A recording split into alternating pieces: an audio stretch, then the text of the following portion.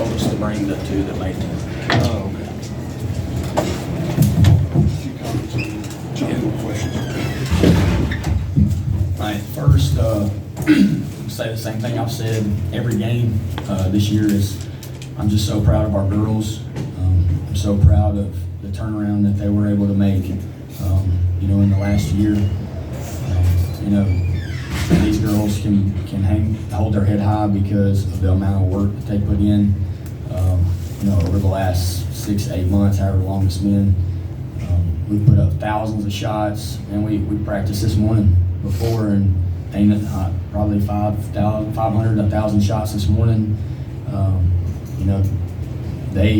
They have worked hard this year, and much like I told them in there, like that is what allowed them to get to this point. And it's tough to, when you've got a bunch of girls and just athletes in general that, you've never really been in this situation before, to constantly perform every single game and play your best and not make those mistakes that, really,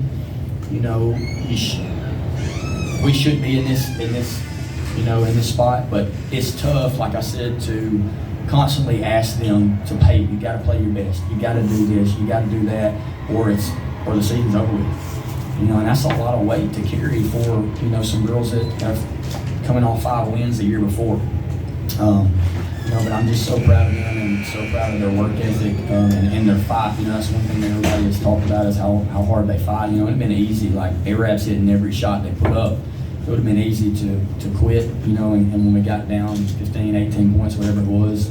But we got a little spark right before halftime, and then I thought we battled the second half, but there's just a lot of things that, we would do something really good, and then we would come down and not play very good defense, or they would make a really big shot or something like that, and then put us in a bind. So, I love Arab's coach to death. Me and him have been great friends throughout the season. We've helped each other with film, and we've talked constantly.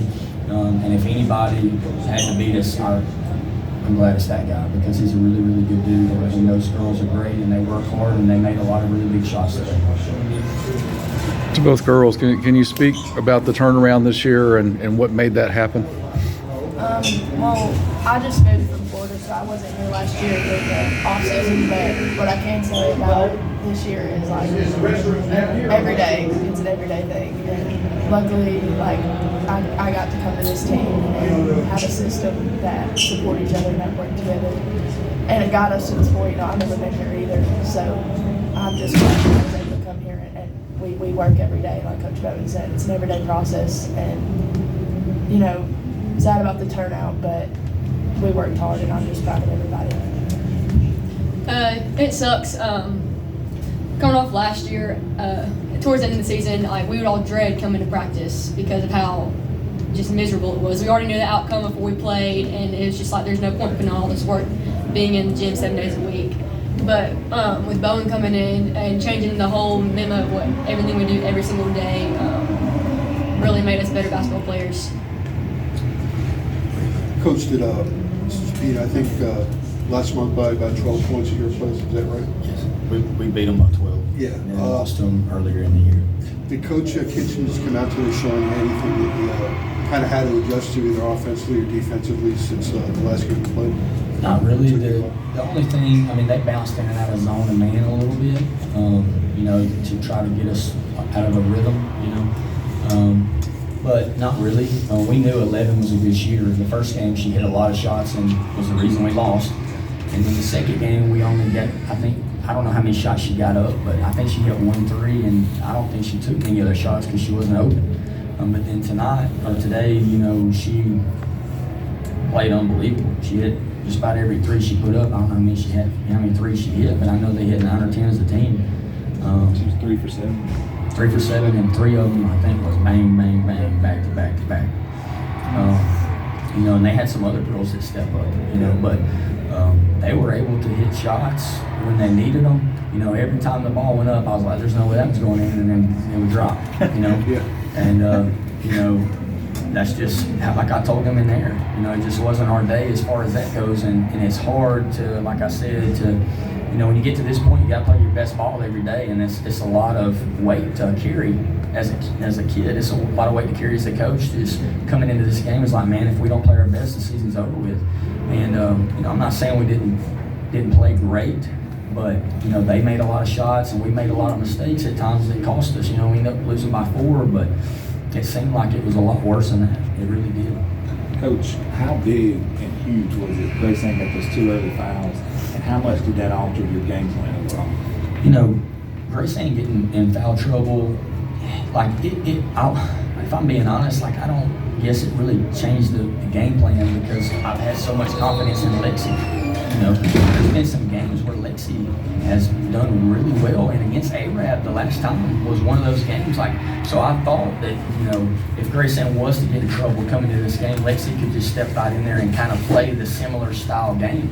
And Lexi's one of our best rebounders. She plays pretty good defense. So offensively you might lose a little bit, but she was a girl that I was leaning on to be able to come in and step right in there and keep up the pace. Grace Ann's a great player. Sometimes she tries to do too much. She carries that weight heavy every game.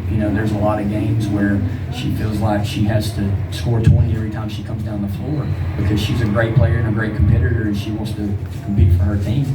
And sometimes that gets her in trouble, and that's kind of what happened today. And the good thing about us is, I think Arab's in a similar situation. We return just about everybody. We got Lexi will graduate, we got Emma Knowlton and Ella Knowlton, but Ella hasn't really played all year. So most of our key players that either come off the bench or start are coming back next year. And I can't wait to see. We had this huge surge from last year to this year.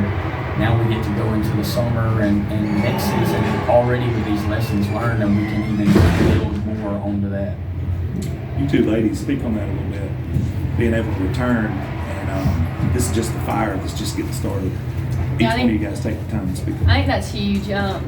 Being all juniors, pretty much junior heavy, we took the experience last year and we got beat on, especially being in 6A, and then we got to come in this year, kind of all having experience, and then from now on it'll build us up because we're going to be upperclassmen. So I think we'll match up pretty well with everybody we play.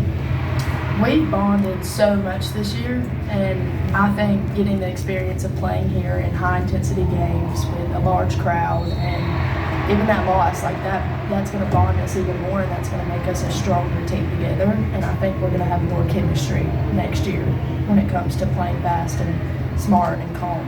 I think that's definitely going to help us next year. Both you ladies comment on this. I know it stings now, it must feel kind of gratifying to know that you've taken this program as far as it took.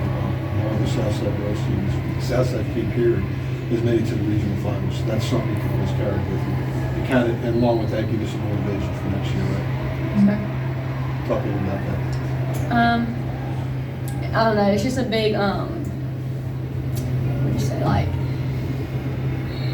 big achievement, being able to be the only team first in Southside history to come here and do this.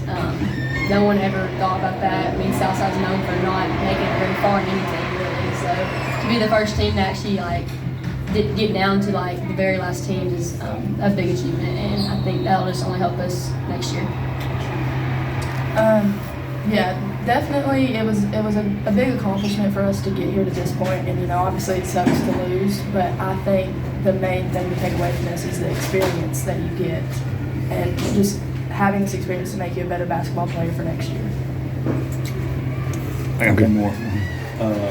Coach, a lot of players shy away from the spotlight in big games. Seems like Layla's flipped a different switch here in Jacksonville.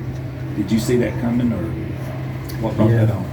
I haven't talked to, me and Layla have talked about that, but, I've talked to her parents, I've talked to other people, and, people that I trust and everything, and she's the one that I've talked about all year long. I'm like, if Layla ever just loosens up and because I think the way that she played in Florida is a lot different than the way we play here. The speed of the game, the crowd, it's a lot more fast-paced basketball.